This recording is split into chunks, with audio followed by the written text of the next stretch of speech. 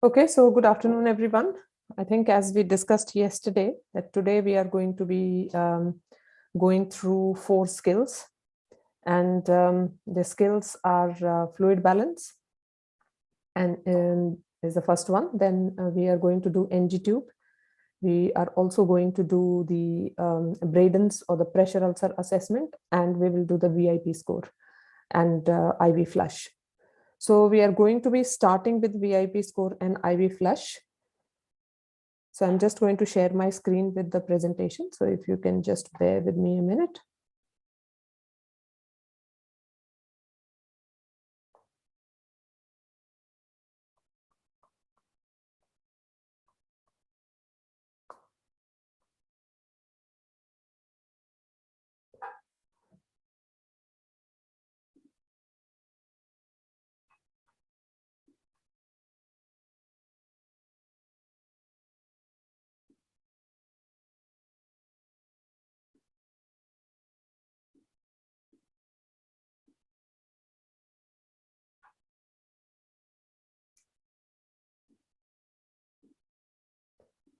Okay, can all of you see my screen?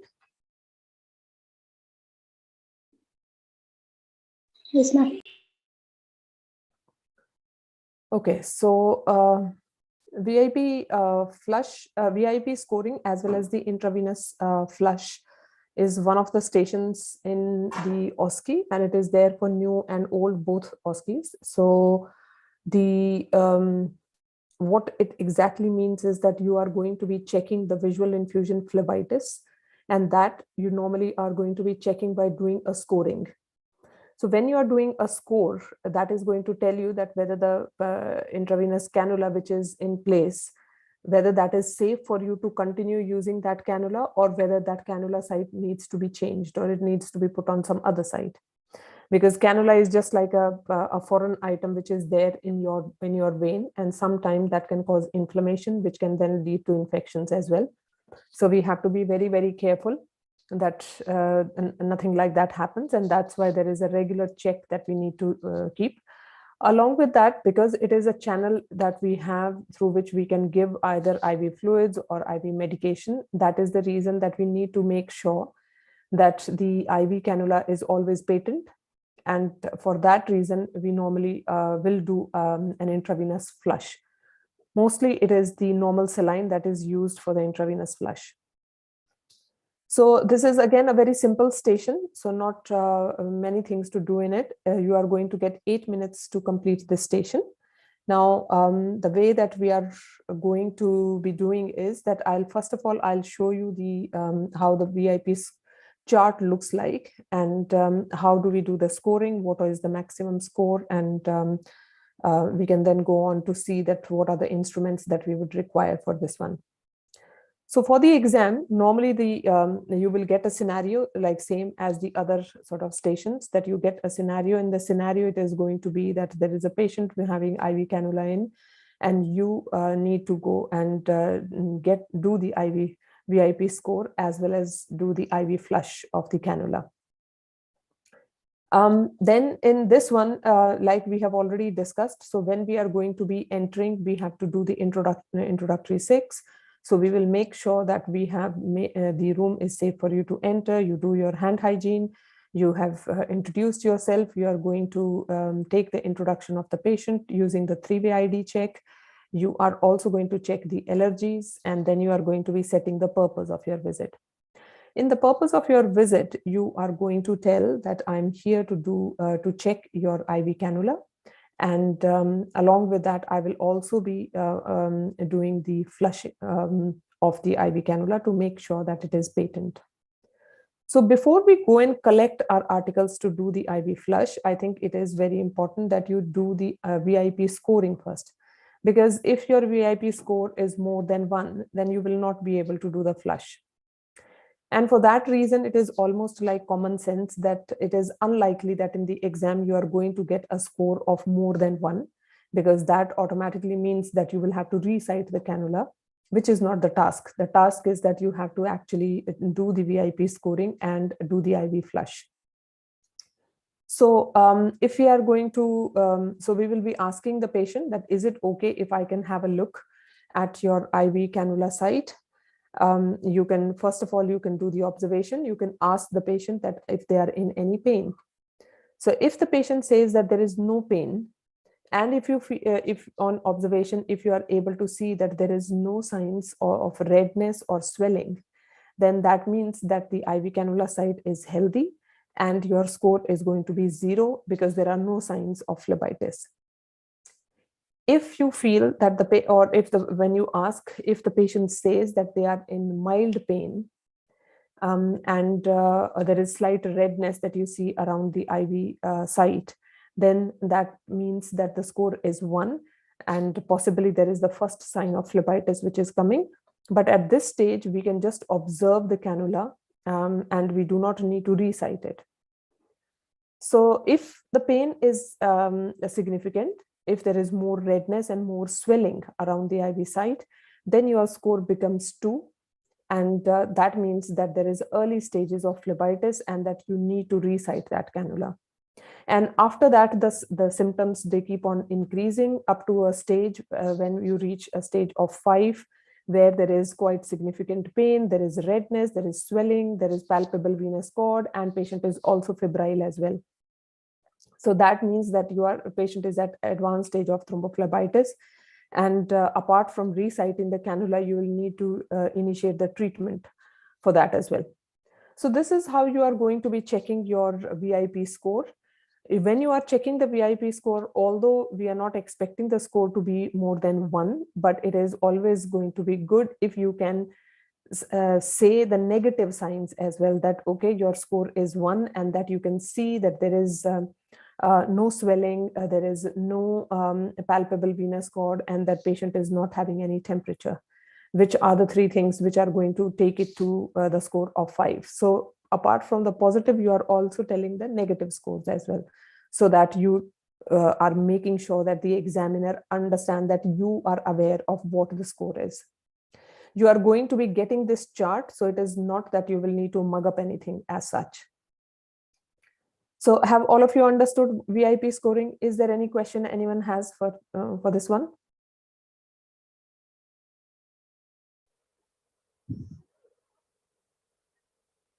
No, ma'am. Okay. Okay, That's fine. So we are going to be moving ahead. So once we have done the VIP score, we are going to tell the patient that now I'm going to go and collect all my articles. And we are going to be following the same sequence as we discussed yesterday, of cleaning the tray and making sure that the tray is ready for us to start collecting the articles. When we start collecting the articles, we know that there are only few articles that we will be requiring for this one. Now, remember, in the VIP or in the IV flush, you are using the normal saline. So you are going to be getting the pre-filled syringes of normal saline. But since it is something that you are giving to the patient, or you are going to be introducing, or you are going to be injecting into the vein, so the principles of implementations are going to be followed up over here as well. So you are going to be checking the 5 R's, because even the normal saline for flush purpose, even that is going to be written like a prescription. So you are going to be checking your prescription, and in the prescription you are going to be first making sure that you have seen that it is the right patient, and then you are going to be reading out that this is the normal saline, 0.9% normal saline, so it is the right medication.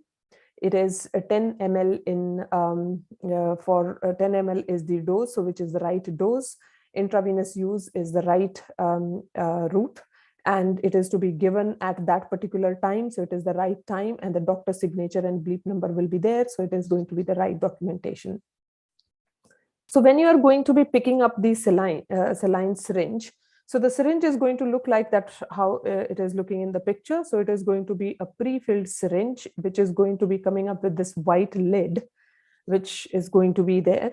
So you are going to be picking up this pre-filled syringe, and you will be checking that the saline is clear, that there are no precipitate, and that the saline is in date and it is intact. So these are all of the things that you would be checking, and you are going to make sure that it is safe for you to use that, and you are going to be putting it in your tray. Along with this, we are going to be requiring two alcohol wipes, because we will need to clean the port of the IV cannula before and after we have used the flush. So we are going to be taking two alcohol wipes after checking that they are in date and intact. So we are going to be keeping it in our tray. Along with this, we are going to be requiring gloves and apron. So these are just a few things that you are going to be requiring for that.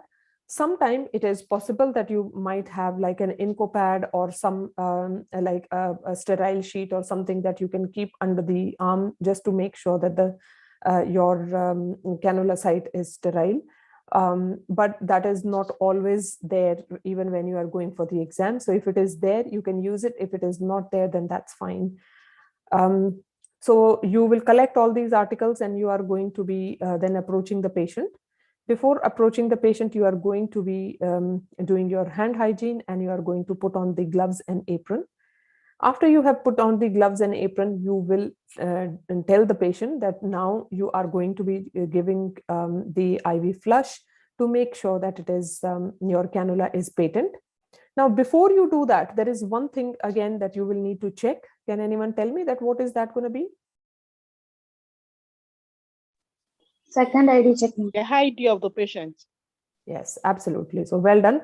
So you are going to do the second ID check for the patient and make sure that it is your right patient. So then you are also going to be telling the patient that what to expect. So you will give a little warning to the patient that when you are going to be giving the doing the IV flush, it is going to be slightly painful. They might feel a little bit cold along the vein site, because you are introducing the normal saline. So that is going to you are pushing it. That is the reason that they might get a little bit of a pain.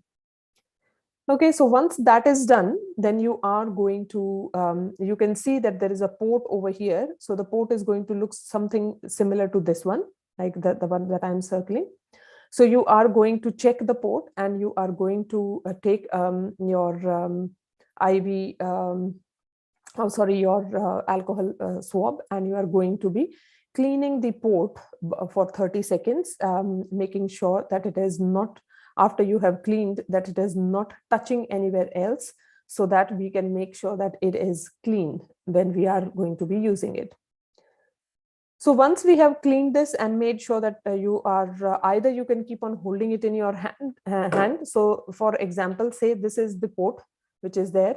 And so you are going to be cleaning this port, and after that you can either put it down in such a way that it is hanging on the tray, but it is not touching anywhere, because we need to make sure that this bit in which you are going to be now attaching your syringe, that this stays sterile. Or if you're not going to be putting it down, you can keep on holding it in your hand, in between your fingers, to make sure that it stays away from anything and it is not going to be touching anywhere. And then you are going to be opening your syringe. So you open the syringe, you unscrew the cap, which is the white cap, which is over there. And you are going to be attaching the syringe to this port, making sure that you are not touching neither the tip of the port nor the tip of the cannula. So you should not be touching that one. So you are going to be using this aseptic technique to put the injection into the IV port. So once you have done that, then you are going to be tightening the screw, and after that, once it is in, then you are going to be telling the patient that, okay, now I'm going to be flushing the IV cannula using a stop-start technique. So with a stop-start technique, it is basically you are trying to see that if there is the patency is maintained, so you are going to be pushing the normal saline, like with a little bit of force, and then you are going to stop, then again a bit of force, then stop, force with stop. So 10 cc you are going to be giving it by using the stop-start technique. Once you have given the full 10 cc, then you are going to be taking off your syringe, and you are going to wipe or you are going to clean the cannula port again with the second alcohol wipe that you have got. and then you are going to be leaving it, making sure that it is not getting contaminated. So this will complete your procedure. And after this, you are going to be signing the chart, because you have given a medication, or even the flush is just like a medication. So you have given that medication. So you are going to be signing your chart. And then you are going to be closing the station by saying that you are going to now take away all of the articles. You are going to dispose them appropriately in the clinical waste bin. And you are going to make sure that you are going to clean your tray with soap and water for the next use. You will also remove your gloves and apron. That obviously become a part of the disposable item. And you are going to do your hand hygiene. You will give a call bell to the patient and just ask the patient to call you in case if they require any assistance. So that will complete your station. So anyone has any questions?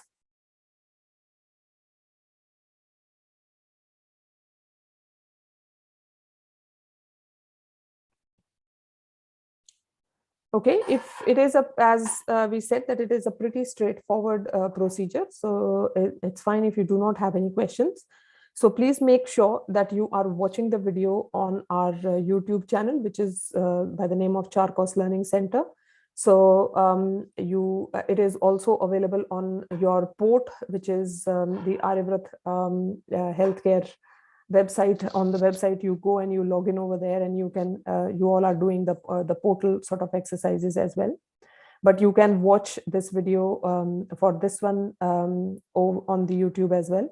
And on the portal, you will be getting the reading material and the quiz as well, to understand the logic and some more theory behind this one. So it is important that you go through them as well. Okay, so now we are going to be doing the next station. So the next station that I want to do is the NG tube. So before we go on to the NG tube, is there anything that anyone would want to ask with regards to the NG tube before we start, or with the any other station which is there, or any question that anyone of you have? I will just bring this one up while you are waiting. Okay, so can you see the screen? Yes, ma'am. Okay, so I'm sure that all of you would at some point would have inserted the nasogastric tube. So is there anyone who has not done this procedure? All of you have done the nasogastric tube, inserted the nasogastric tube? Yes, ma'am. Okay. So obviously, then you know that how if you have done the procedure, then you know that how this procedure is going to look like. So there are again just a few things that we will have to make sure that we understand about this one, so that we know that for the exam point of view, what are the things that we will have to make sure that we are aware of. The rest of the things are going to be the same way that you are going to be you have already done. So can anyone tell me that what is an NG tube? Nasogastric tube, ma'am. Yes, it is a nasogastric tube.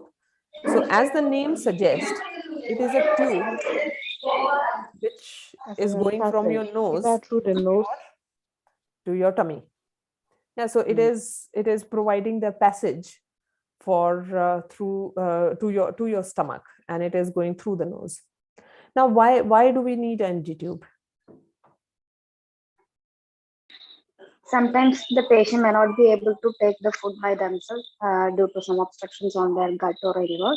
So if they are having any difficulties in swallowing, we will assist them to get the proper feed at correct time. So in order to give the feed at correct time, we are insisting the patient to insert this tube. Yes, absolutely. So well done. So there are few indications which are there that why we are going to be using the nasogastric tube. So one, it could be for feeding purposes. So there might be patients who are malnourished or at risk of malnourishment, and you require the nasogastric tube to feed or to give them the adequate nourishment for that one. It also is possible that sometimes the patient is not able to swallow, or they are not having, they are not able to take anything orally because it is inadequate or it is unsafe for you to take an oral feed. Then it is also possible that you require the nasogastric tube to gain a functional and accessible gastrointestinal tract, so that you require the route to your stomach. There might be because of some neurological conditions which cause dysphagia, and it is there might be people who are having swallowing difficulty. It is also very useful in patients who have altered or lower consciousness. And it is also that after having upper GI surgery, that you are not able to swallow anything, and that's why you need a tube for you to be able to take appropriate feeds and nutrition. Then feeding is, as we said, that one indication. The other thing is the medication delivery. So sometimes you do require the NG tube to deliver certain medications. So that is there. And then there are few other things as well. Like if you can give something through the NG tube, you can also take out from the using the NG tube. So if we need to remove the gastric content, now the removal of gastric contents might be maybe that sometime you might need to do that gastric decompression.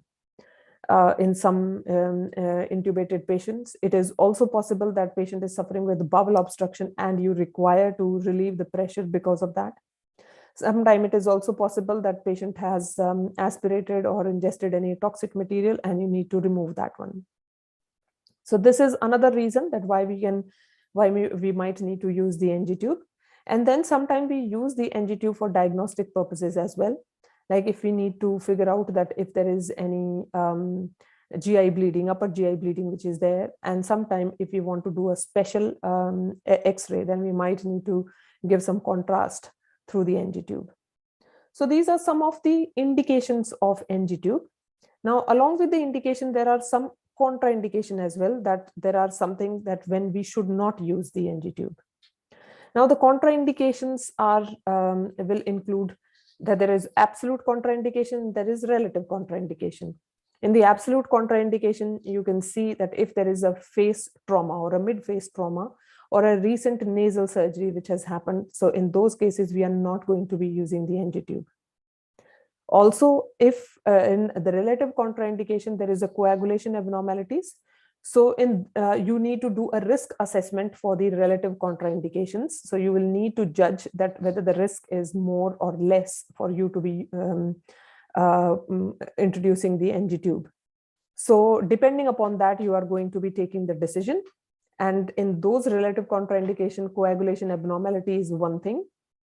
Then esophageal varices, like if the patient is suffering with the esophageal varices, you will need to see if there is an esophageal stricture. Then also you will need to do the risk assessment, because if you are going to be introducing the NG tube in such a situation, there is always a risk of harm that you might cause. So these are the contraindications. So we will have to depend upon case to case. We are going to see that whether there is any absolute or whether there is any relative contraindication which is present.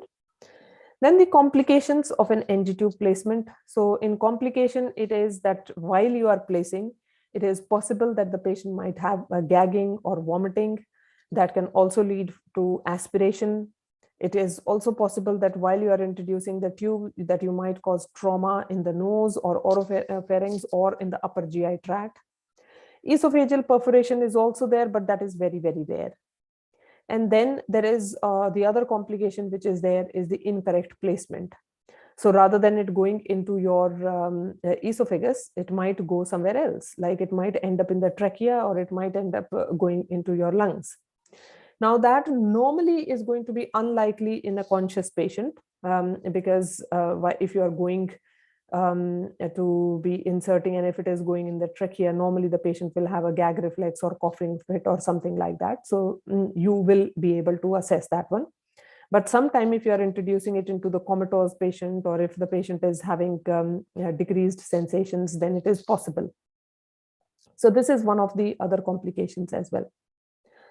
So now we know that what is NG tube, we know what are the indications, what are the contraindications, and what are the complications. So this is just some background information that you need to know about the NG tube.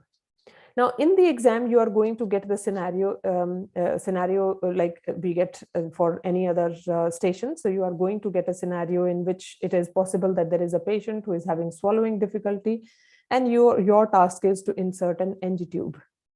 And you will need to aspirate and check that it is in the correct position. Now, as we had already discussed, that for all of the skill stations, you are going to get mannequin. So there is going to be a mannequin for this station as well. But of course, you will be treating the mannequin just like a real patient, and you are going to be giving the instructions just like that you will be giving it to the real patient. So after your introductory 6, and once you have set the purpose, the first thing that you normally are going to be doing is going to be that you will have to set a signal with the patient. That you are going to tell the patient that yes, you are going to be introducing the nasogastric tube, and it is going to go through your nose and into your stomach, and that the procedure is going to be slightly uncomfortable, but it should not be painful procedure. And at any stage, if the patient wants you to stop, then they should raise their hand or they should tap your elbow to stop the procedure. So that is a very important thing, that you should set this signal with the patient that if they want you to stop, then this is what they should be doing. Then the second thing that you need to check before the procedure is also that you have the access to oxygen and suction, and that both the things are in working order. Now, the reason that why we require the oxygen and the suction. Okay, can anyone tell me that why do we require to check both these things? As you go on with the procedure, in the process of doing it, when you are trying to go into the stomach, you can run into the trachea. So there is tendency for reaction and there is breathlessness. So the patients can just go cyanosed. So you just have to be fast and give oxygen therapy. Yeah, so it is possible that, as we discussed in this complication, one of the complication is gagging and vomiting. Like if the patient is vomiting, then there is a risk that patient might aspirate. And in order to avoid that aspiration, you will need to do the suction so that you are the patient is not at risk of aspirating. So, and you need oxygen because sometime when you are introducing this, patient might go in laryngospasm or in respiratory sort of arrest kind of thing. So you need some oxygen ready to sort of give to the patient in case if there is any breathing difficulty that they are having. Okay. So once we have made sure that these two things are in place, that we have set the signal and we have checked the suction and the oxygen that they are right, you will then go and collect your articles. So the collection of articles, first thing you are going to just clean your tray. So you are going to follow that sequence and clean the tray. And after that, you are going to be start to pick up all your material and put it in the tray. So the equipment that you require are going to be, so there is going to be the NG tube. So this is how the NG tube is going to look like. In the exam, you are going to get a same NG tube. So it is an 8FR NG tube, which you will have to pick up. It is 8 and FR is like an infant size, but because of the mannequins, we are going to be using this one. And you can see that they are marking on this tube. So the markings are like centimeters. So you know that you will need to measure that how much is the distance between your nose to your stomach and make a mark on that one. And then when you are introducing it, you should introduce the nasogastric tube up to that mark. So that is the reason that it is all marked so that you know that you can measure and then you can introduce the tube as per the measurement. So this is one of the things that you will require. So you are going to be picking up the NG tube. You are going to check that the NG tube is intact and in date, and you will keep that in your tray. Now, along with that, you are also going to be using the kidney dish or one extra kidney dish to give to the patient just in case if they have any vomiting or gag reflex. You will require a warm water. So rather than having a lubrication jelly, we are going to be using warm water for the exam purpose. Then you will need to have a tape to stick the NG tube. You will need some scissors to cut the tape. And you are also going to be using a purple enteral syringe for aspirating. So it is going to be a big syringe that you will require for the aspiration of the gastric content. You will require a pH solution. So now this is the pH solution is going to be provided to you by the examiner. You will require a pH indicator strip so that you can check that whether you are in the right place by checking the pH of the solution of the aspirate that you have. You require a gallipot, and you require gloves, apron, and the timer, hand gel. All these things are also there. So you are going to be collecting all of these articles, and you will come and you will approach the patient. You are going to be you will put on your apron and gloves, and you are going to then further check with the patient that they do remember that the signal that you have already set for the patient. And then you will make sure that the patient is in the correct position. So you will keep the patient in slightly upright position so that the esophagus is aligned, and it should be easy for you to insert the NG tube. So you can put some pillows behind the patient, or you can raise the head end of the bed and position the patient. You are also going to make sure that the nostrils are clean, and you can check with the patient that is there any particular side that they want us to go, and make sure that you have already checked for the contraindication, that there is no recent surgery or any blockage or something that has happened in the nose. So once the patient has given you all this information and you have judged that, yes, now this is my, that I'm okay to go ahead, and which nostril that you are going to be using, you are then going to be opening your NG tube. Once you have opened the NG tube, the first thing that you are going to be doing is to measure the NG tube.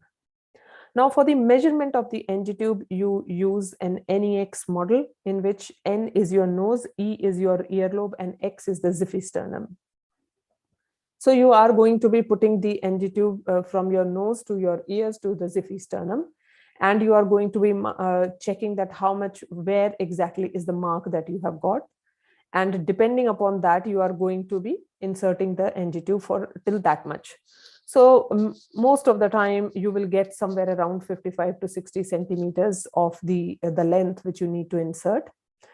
You can add 5 more centimeters to that one just to make sure that it is properly inside the stomach, and that you are able to aspirate the stomach contents.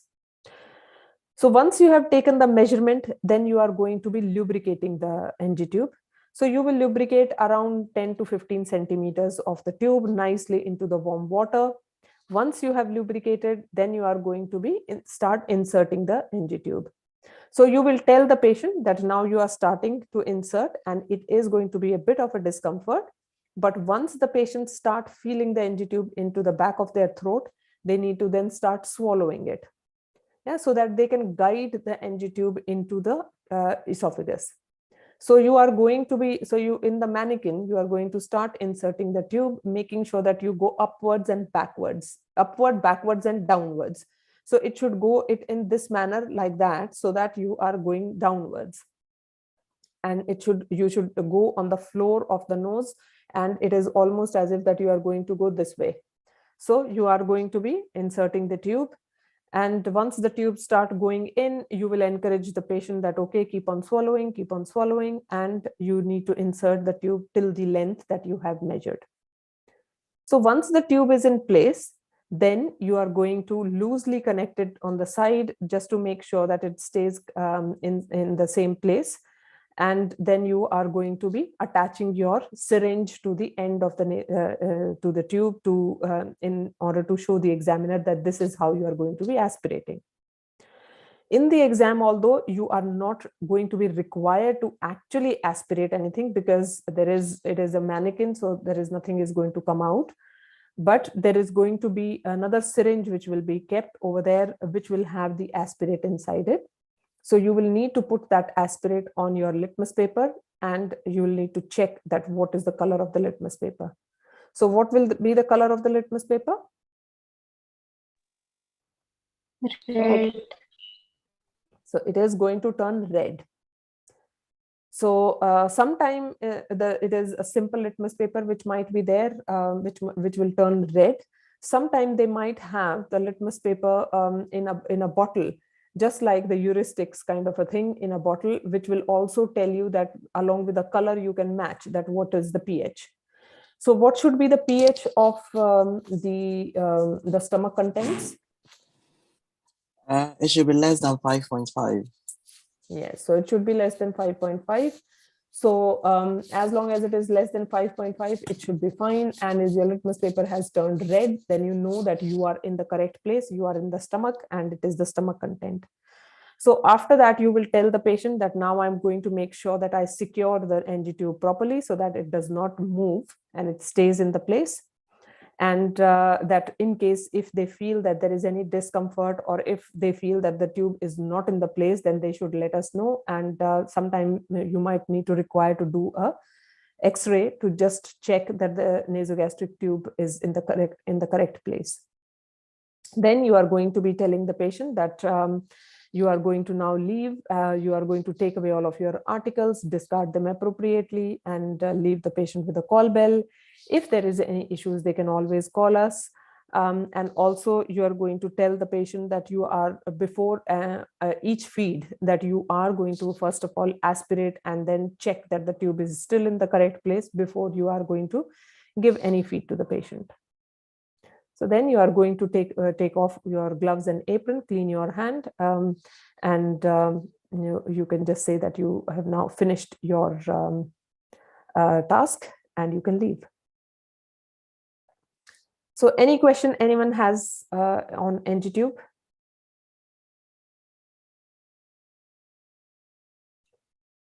This is how it can look if it is in an incorrect position. So you can see that it is somehow managed to go into the lungs. Yeah, and that is how we'll notice that it should be in the correct position.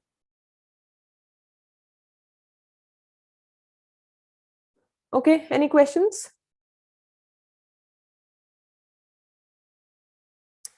Fine, then if there is no further questions, then we are going to move ahead and we are going to go to our next station.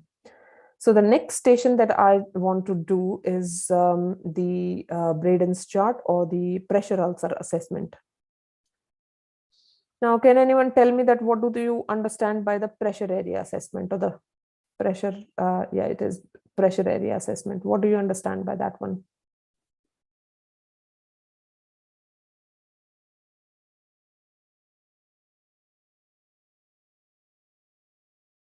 Ma'am, whether patient will have or prior to the bed sore, that is that assessment we will do. Is there any chances of bed sore or not? Okay, that's great. So basically, if the patient is admitted to the hospital, the one thing that we need to be always aware of is that in the hospital, patients should get better and not get any other problems related with the hospital admission. Now, majority of the time, you will see that the patients are lying in the bed when they are in the hospital.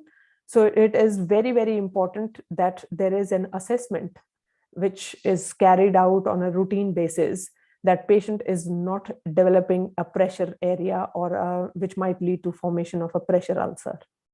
Yeah. So for that reason, we as nurses, you will be required to do a pressure area assessment of any patient who is admitted, and then subsequently as long as they stay admitted in the hospital. And in order to do this pressure area assessment, you are going to be requiring a chart which is called as a Braden's chart. Now, the Braden's chart is the tool that is going to tell you that what is the risk of the patient of developing a pressure ulcer. That can be a high risk, moderate risk, or low risk. So it is an important tool, because you will have to then be aware that whether if the patient is at high risk of developing a pressure ulcer, then you have to take the measures immediately so that the pressure does not or the patient does not develop a pressure ulcer. because treating the pressure ulcer can be a challenging task. So it is better that we prevent it from happening. Yeah, the name. So this we have already said what it is. The aim is to identify the risk of formation of pressure ulcer. The benefits are obviously it is a tool which is a reliable risk assessment tool, and it is most commonly used. Everyone is aware of this tool, and it gives us a objective criteria. So it is less of a subjective and more of an objective criteria. So you have a kind of a hard evidence according to which you are able to follow the plan. Now the risk, normally the scoring that you get is going to be in this way. So the higher the score, the lower the risk that you have. So if your score is 15 plus or more than 15, then you are at low risk of forming a pressure ulcer. If your score is between 13 to 14, you are at a moderate risk of developing pressure ulcer. And if your score is 12 or less, then you are at high risk. And if it is below 9, then it is a severe risk of pressure ulcer formation. So depending upon this, you are going to be checking that what is the pressure ulcer. Now, in order for you to know that what is the score of this one, in the Braden scale, there are six parameters which you will be measuring and which you are going to be scoring. And all of these parameters are related to the factors which might ultimately lead in formation of a pressure area and subsequently lead to the pressure ulcer. So now these areas, so this is how the chart is actually going to look like. So if you can see, the chart is going to look like just like that. Now over here, you can see that the areas which we were discussing, the 6 area, are on your extreme left-hand side. And then there are the 4 the stages of that particular parameter. They have given 4 stages of each parameter. And according to what stage the patient is, you are going to be giving that score. For example, if we are taking the first parameter, which is the sensory perception. Now you know that if the patient is having full sensory perception and if they're not having any problem with it, if I'm sitting on this chair for some time or I'm lying in the bed for some time, it is possible that I'll start feeling uncomfortable after a little while because I'm just in one position. So I will almost get compelled to move my position. And this movement, it is happening because my sensory perception is fine and I'm not having any issues with it. And this movement is now going to prevent me from developing the pressure in that area. But imagine that there is someone who is completely not having any sensations at all, a comatose patient who is lying in the bed. They will not realize that they have been lying in the same position for maybe the entire day. And if they are not able to, there is no movement, there is nothing that is happening. So, but the pressure from the bed that they are lying to the bones which are there in that area is constantly over there, which is going to lead that the skin which is in contact with the bed, that skin will start slowly slowly that skin will get red, that will get very thin. There might be a breakage of the skin because of the pressure, and that will lead to the pressure ulcer formation. So this is how the spectrum is, to no impairment to completely limited, and then there are a couple more steps in between where it is very limited to slightly limited. Now in the exam you will be given a scenario, and according to the scenario you will need to read the scenario and figure out that what is the patient's sensory perception, and you are going to give the score according to that. Like say if the patient's sensory perception is very limited, then you are going to write number 2 over here. This is the place where you will have to write your score. Yeah, and in the end you are going to add up all of these score, and then you are going to be saying that what your total score is, and according to the total score you are going to come up with the risk of the patient. Now remember, this is a silent station, so you do not have to discuss your findings, you do not have to tell anyone your findings. You will need to just write the total score, and you are going to be just circling or highlighting that what is the risk of that patient. Have all of you understood this one?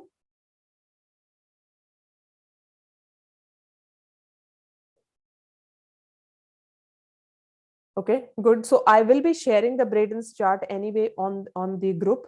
You can have a look, and you will be able to then go through it and you can understand it in a better manner. But like moving on, the next parameter is moisture. Now you know that if your skin is moist, yeah, then that skin is going to be more frail and easy for it to break, and hence it is easier for the pressure ulcer to form. And the moisture can be because patient is sweating, because the patient is incontinent, because the patient is having some leakage, patient is having some drains, they are leaking, or if there is any wound that is leaking. So these are all of the reasons that why the skin can always stay moist and why there can be a presence of moisture. And depending upon that, you are again going to give a score. If it is constantly moist to rarely moist is the range which is there. Then there is activity. So now activity is something that like I will be active if I just can get up and walk. That is my activity sort of thing. If I'm able to run, I'm able to move out of the bed. So this is all which is telling me my activity. Now the activity is, you can see that the patient might be completely confined to the bed, that they are not able to get up from the bed and move, to someone who is walking frequently and who is having normal day-to-day activities. So this is the range. So a person who is completely confined to bed is obviously going to be at a higher risk of pressure sore development. Then the fourth one is the mobility. And in the mobility, it is, by mobility, I mean that it is my ability to move wherever, whatever my position is. If I'm sitting in the chair, I'm able to move in the chair. If I'm sitting or if I'm lying in the bed, I'm able to lie in the bed. So it is my ability to change and control my body position. So again, it is that if someone is having like a paralysis or something, they are completely immobile. They are not able to make any movement on their own. So that is one side to someone who is able to move freely. So that is the spectrum which is there. So obviously anyone who is not able to move themselves will be at a higher risk of forming the pressure ulcer. Then the next one is nutrition. Now in the nutrition, you know that if your diet is good, if your skin is well nourished and well hydrated, then it is going to be a healthy skin and it is going to be more stronger skin. So the risk of having a pressure ulcer is going to be less. So if your nutritional status is very poor and that you never eat or rarely you are going to be eating more than 1/3 of your food, then that means that your skin is not healthy and hence it is going to break easily and hence you are at a higher risk of formation of pressure ulcer. Then the last one is friction and shear. Now the friction and shear, there are only 3 points in friction and shear, and that is going to be like either the this basically means that whether you are able to help in your movement or that you are not completely dependent upon other person to move you. So you can almost say that if I am going to be shifting from one bed to other bed, if I'm able to do it myself, then the chances of the friction are going to be much less because I will make sure that my body is not scratching or sliding across the surfaces. But if I'm not able to do anything, and if someone will need to pull me or shift me to or help me to move on to the other side or to the other bed, then definitely there is going to be more friction and shear. So if I require maximum assistance in movement, the friction and shear is going to be more. And because due to the friction and shear, there is a chances of my skin getting broken or if I get laceration or abrasions or something, and that can then lead to formation of pressure ulcer. So these are all the 6 parameters and how we are going to be measuring and the logic behind all of them. So anyone has any question in this one?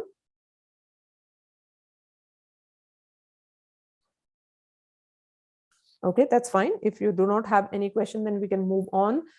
And so in the pressure ulcer assessment station, so this is the one thing that you are going to be doing. So you are going to complete the Braden's chart. And apart from this, you will also require to fill up this, the criteria. This you will be given like a body map, and the body map is going to have a place for you to write as well. So you will need to write two things. One is going to be that you will have to identify the areas in your body which are at a higher risk of forming the pressure ulcer.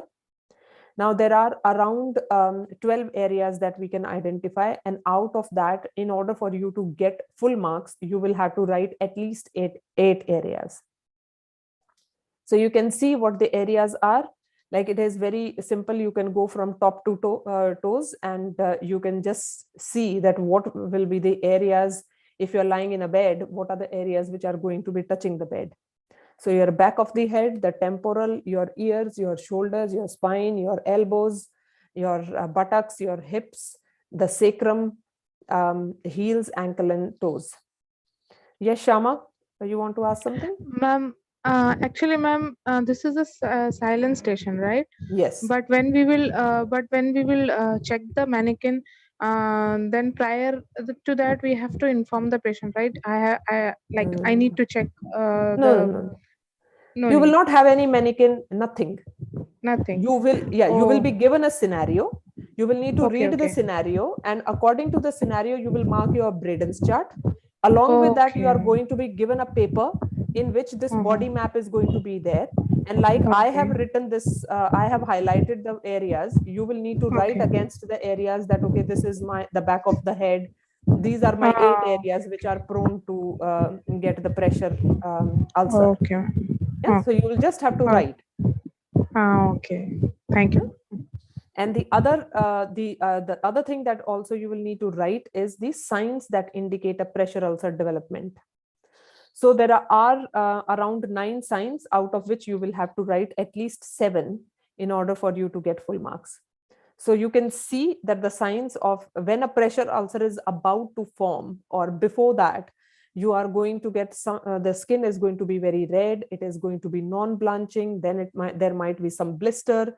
There might be some discoloration. The blister will then break. It is going to be hot. There is going to be some swelling around. It will get very hard, and then it will turn bluish purple. And then there might be in the last stage, when the tissue around it dies, then it is going to be very cold to touch.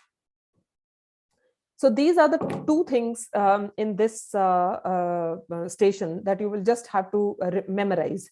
So if you just remember, then I think that it is going to be very good, because that will mean that you are able to memorize all of them and quickly write, because you will just have to write them over there. The 7 signs in the indicate the pressure ulcer, and 8 areas of the which are more prone to developing of a pressure ulcer. So pretty straightforward. You will have enough time to go through this one, and it is an easy station. The only thing is that you have to be careful about the Braden or the Braden's chart and the scoring. So please make sure that you read properly your scenario and then mark it properly.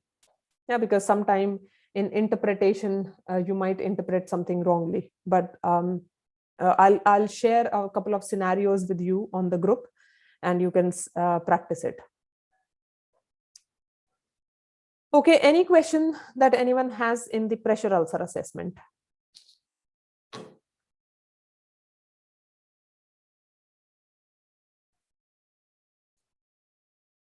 So if there is no further question, then I'm just going to be forwarding for the next one, a fluid balance. So I'm just going to forward a scenario, and then we are going to be doing a fluid balance. We'll complete a fluid balance chart together, so that you will be able to understand that how to complete a fluid balance chart.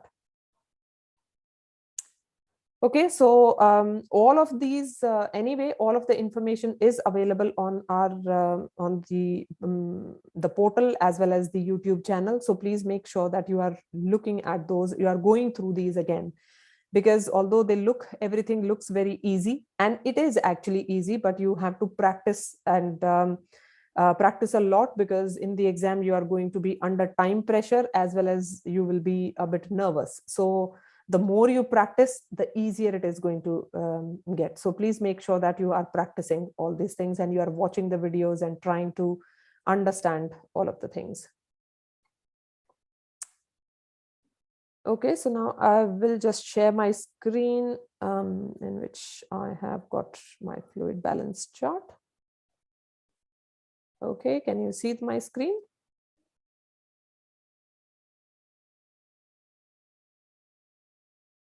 So have you got the scenario? I have just shared it on the group. Have you just got it?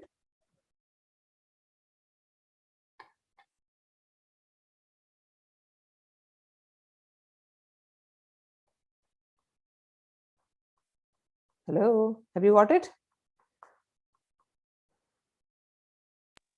Yes, ma'am, we can see. Okay.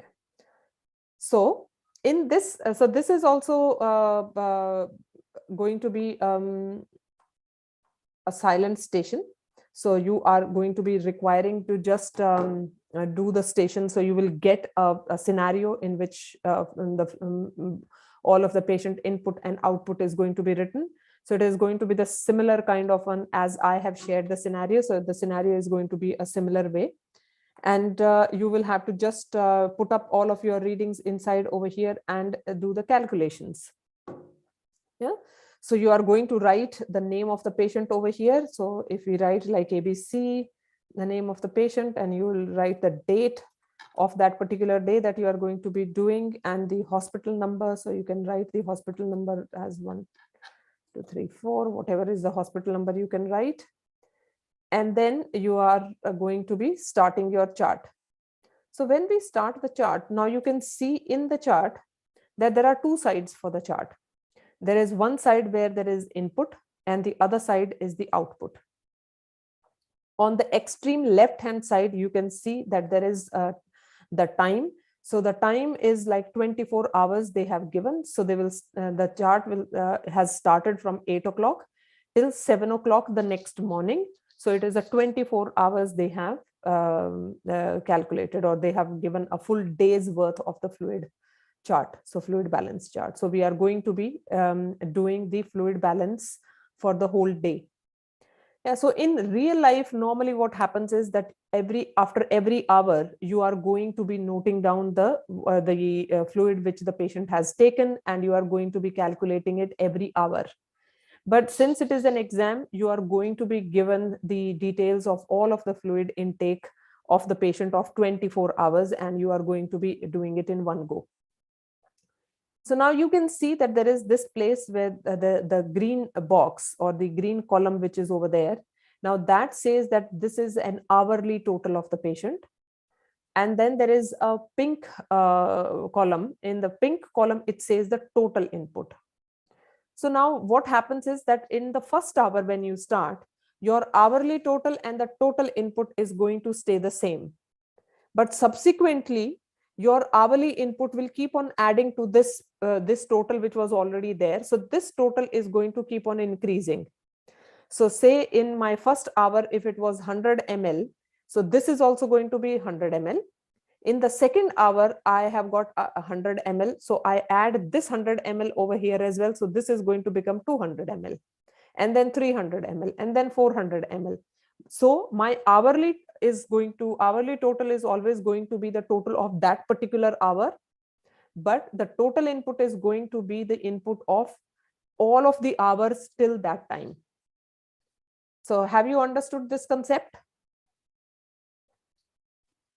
Yeah. Yes. Yeah, so now let us start. So if you can open up your WhatsApp or your in the group, and if you can tell me what the readings are, and we are going to be starting. So we'll start by the input side, and then let us see that how do we fill the chart. So what is your first input? First input is at 8 o'clock. He was given a 8 cup o'clock. of tea. Yeah, so 8 o'clock, I can see that there was a cup of tea, which was 150 ml. Yeah. So we are going to be writing over here 150 ml. After that, At 11, he was given a water at 200 ml. at 11 o'clock. Yes, at 11 o'clock. 200 ml. Okay. At 1 o'clock, he was given. So at 1 13 o'clock again, so 1300 hours. So again 200 ml patient had. Yes. And at 1300 hour, actually patient had two things. Patient had a bowl of soup as well as the cup of tea. Yes. It is, Ma'am, NS is also connected at 1 o'clock. oh, we are going to go one by one. So we are not going to get confused. So how we will do is that, like the columns are there, so we are going to go on the oral intake first. Then we will see that what is the enteral intake and then the parenteral intake. Okay, so that we are doing one by one and not missing out anything and not confusing. Okay, so let us just take the oral input. So in oral at 1 o'clock, patient has taken a bowl of soup plus the tea. So actually it is 350 ml together that the patient has taken. Yeah. Yeah. Then at 1500 hours, again, I can see that 150 ml patient has taken. So, and then at 1800 hour, again, he took a cup of tea, which was 150 ml. And that at 2200 hour, patient has taken the cup of hot chocolate, which was again 150 ml. So this is all of the oral intake that the patient has taken. So I have written down all of the oral intake. Patient has not taken anything through enteral route. So enteral route is like if the patient is having any NG tube or peg feeding or something of like that. So there is no, they have not given that there was any enteral intake that the patient has done. So we are going to leave that alone. Then we come to the parenteral. Parenteral is the one which is going through your IV route. So then we can see that patient was started on 1 liter of IV fluid and it was started at 10 o'clock. Yeah, so it was start time was 10 o'clock and finish time is 1800. So how many hours are there?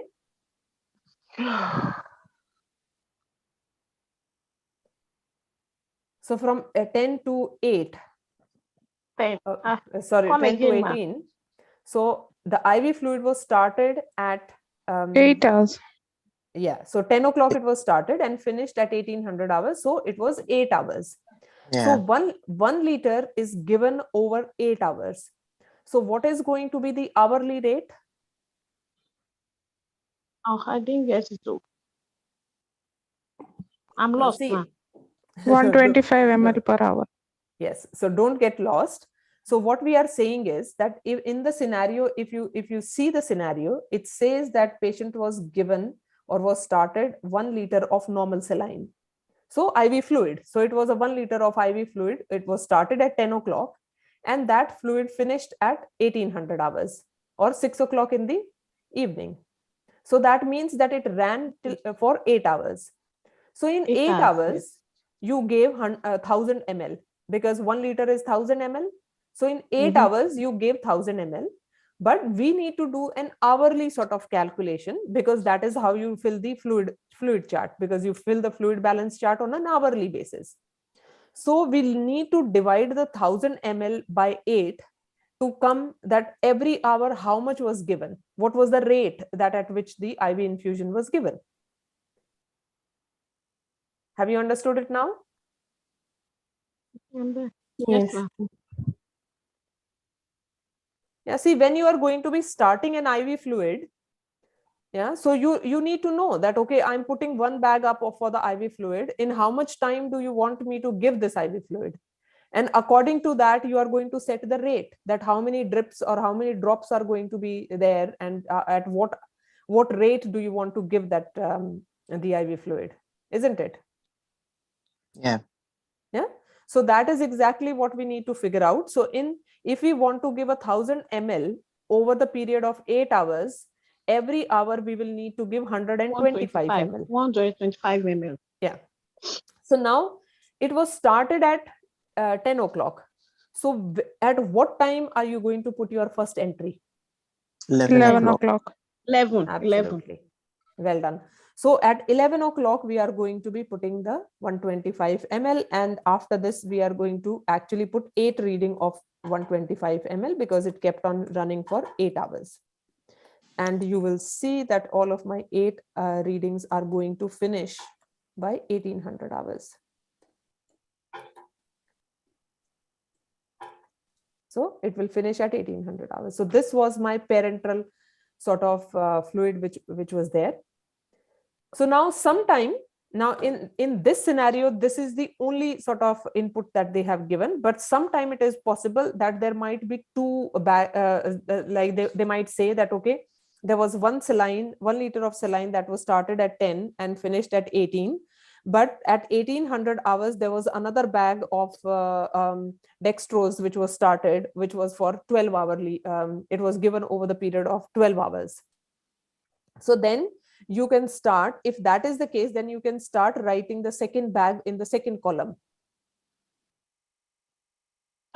Have all of you understood that?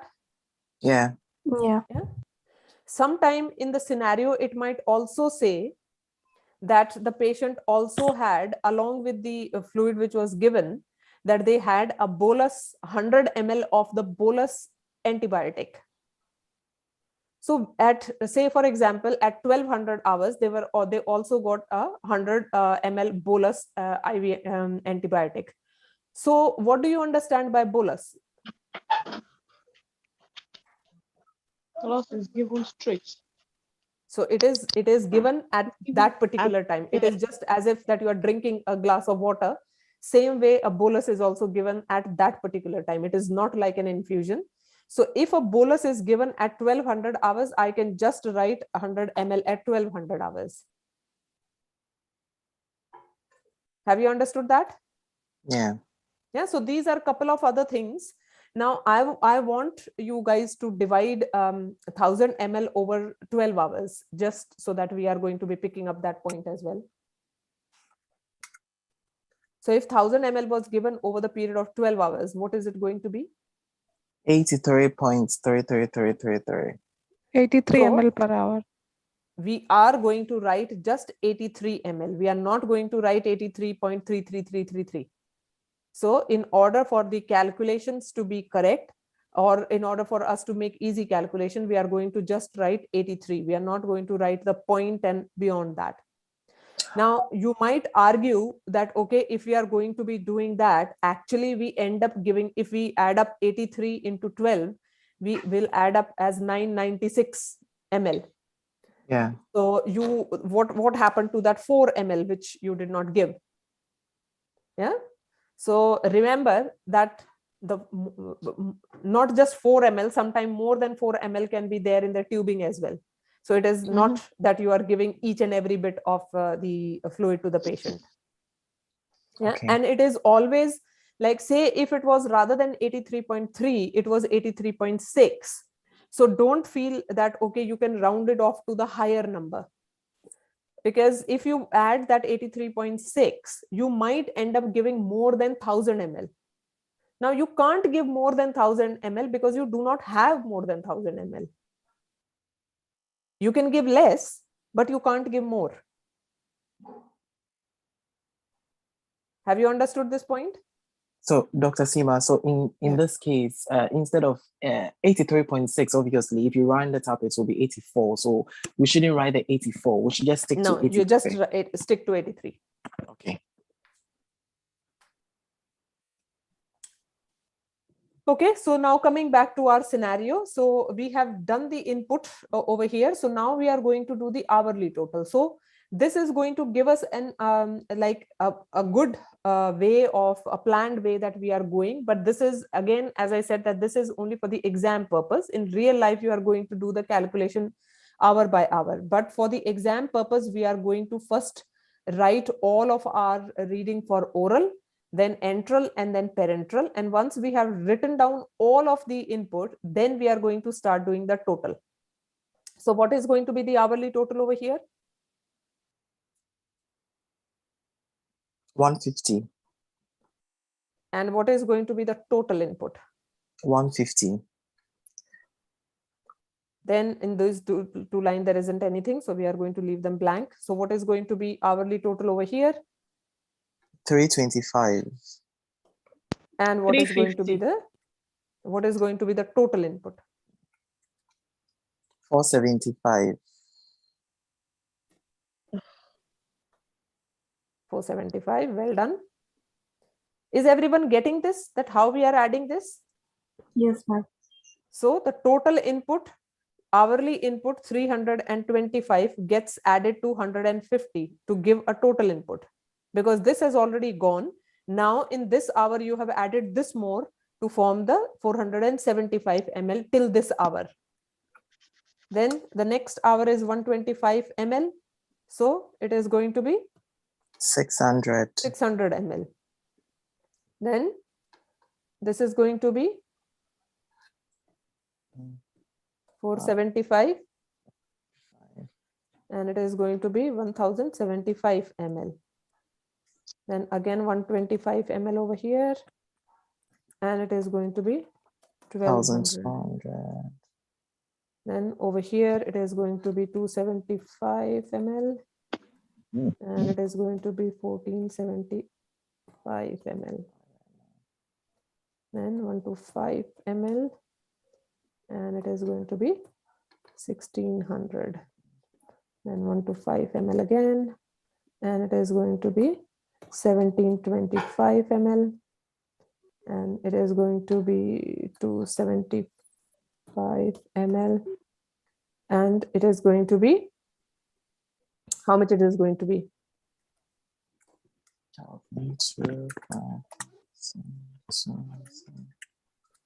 2000. Yeah. Yeah. And then there is going to be 150 ml. So you will be given calculator as well. So don't worry, you will not have to do mental maths. You will be given calculators for this scenario. So I can see that my total input is 2150 ml. Yeah, now. Yeah, now we will go to the output side. So if we go, so we have done the input. Now we go at the output. You can see the output can be because of the urine. It can be because of the gastric losses in the form of drains and things. It can be, you might have open bowels. It can be because of that. And there is another, or gastric losses are mainly vomiting and things. And there are drains as well. So you are going to be adding up all these things, and same way you are going to be doing an hourly total and then the total output. So if we look at our scenario, it says that at 8 o'clock, the urine output was of 180 ml was there. Then at 1300 hours, you had another urine output of 260 ml. Then at 1800 hours, it was 175.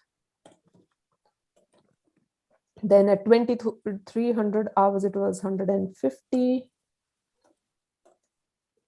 And at 5 o'clock in the morning, there was 280 ml again. So this is the urine output. Then patient opened the bowels twice. So at 8 o'clock was 325 ml. And then at 2300 hours, which was 200 ml. So 200 ml. Now, sometime in the exam, it is possible that they tell you that patient opened the bowels, but they will not give you what was the volume of it. So in that case, if they have not given you the volume, then you are only going to write that patient opened bowels. Say, for example, over here, they said that patient opened bowels, but they did not give the volume. Yeah, so Yeah, usually in yes, ma'am. In our hospital also it was like that. That twice bowel opened, thrice bowel opened, like that it was. Yeah, so if like that, then you are only going to say that, okay, bowels opened over here, or you can write like plus that patient opened the bowels over here. So you are just going to acknowledge that the bowels were opened at that time. You don't have the volume, but you are going to acknowledge that patient opened the bowels at that time. Okay. So it is, you are not going to just ignore that just because it is not, the volume is not given. You are going to mention either bowels opened, or you will write a sign of plus, or you are going to write a tick mark over there that, okay, bowels were opened at that time.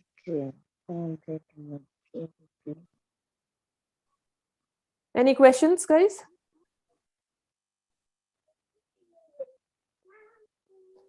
Okay, then we see that the patient, we carry on, and the patient has the vomiting. Patient vomited once at 10 o'clock, 330 ml.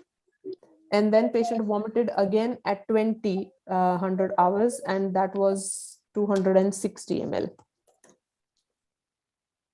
And then we are going to, then we also see that there was a drain which was over there, and the drain at 1200 hours, there was 200 ml that was drained.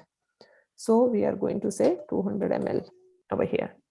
So that brings us to all of the readings that we needed to do for the output. So now we are going to be adding everything. So what is going to be my total for the first hours? 505. It's going to be 505 ml, 505. Yes.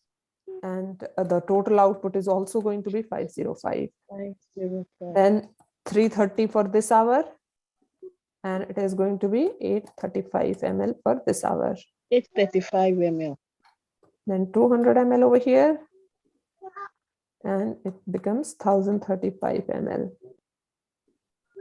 Then 260 ml over here, and it is going to be, how much is it going to be? Come on, guys, you need to be on your calculators. 1295. Okay, is that 1295? Yeah. Okay, 1295 ml. Then it is 175 ml. And this is going to be 1470. then 260 ml. And it's going to be 1730. okay, and this is going to be 350 ml. Oh, 350. And 2080. okay, and then 280 ml over here. So it is going to be 2360. so that becomes your total output. Then we need to now see that, okay, what is your total balance?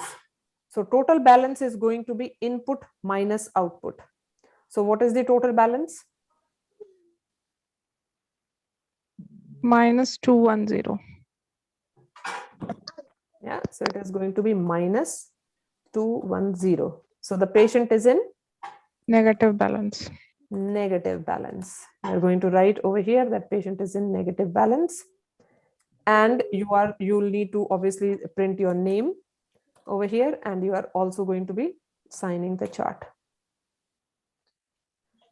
So this is how your fluid balance chart is going to be completed. Now, any question anyone has?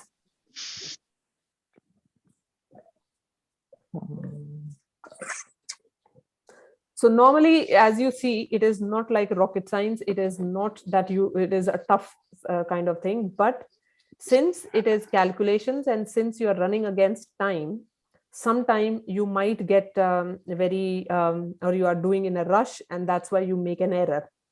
And if I make an error somewhere over here, that error is going to keep on adding up. Yeah, because, and then it will become very difficult for me to go and find where the error is. Yeah, so please make sure, see, in the exam, you won't get very complicated fluid balance charts. They are going to be simple, but you have to keep your nerves, and you have to make sure that you are doing it thoroughly, checking it when you are doing calculating. As I told you that you will get the calculator, but your additions should be correct. The readings that you input, they should be correct. The time where you put them should also be correct. And it is going to be, you are going to be using pens, so there is no chance of you rubbing out and doing it again. If you have to change your reading or something that you have made a mistake, then just a simple cross and you write the correct reading in front of that. Also, please make sure that you are writing neatly. because you need to make out, because sometime the 3 and the 8, if you are writing it very, very quickly, it is possible that you will misjudge that whether it was 3 or whether it was 8 or whether it was 7 or was it 3. So please make sure that you write it very clearly, that you understand that how much it was. And before you start doing all your totals and total input, please check once more that the readings that you have put over here, they are correct and at the correct timings that you have put. Okay. Also make sure that the total balance, that when you are putting that the balance is, if it is a negative balance, then you write the minus sign in front of that. And also you are going to be writing whether it is a positive or a negative one. Yeah. And sign and put your name and your signature as well, because if the name and signature is not there, then they wouldn't know whose chart is that. Now in the exam, you get 3 charts. Just in case if you make a mistake in the one chart, you can use this second chart, and you will need to submit your final chart out of those 3. But again, I would strongly suggest that you should consider your first one as the final one, and you should make sure that your first one is the correct one as well. Because the more number of charts you will keep on changing, your time is going to run out, and the more nervous you are going to get. Okay. So anything else that you want to ask on this chart?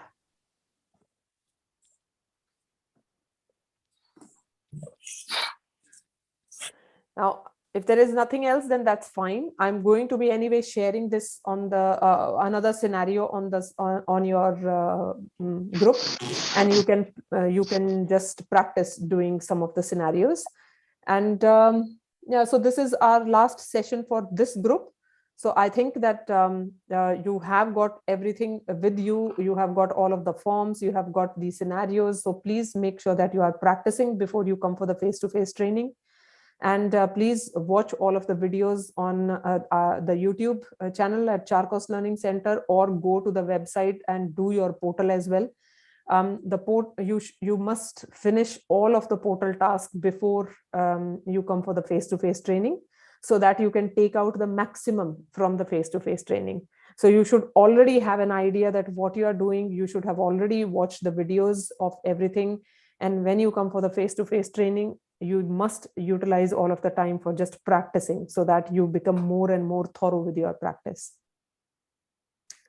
Fine. Now, is there any other question that you would like to ask with regards to the stations that we have discussed today, or if there is anything that you would like to discuss about the face-to-face training?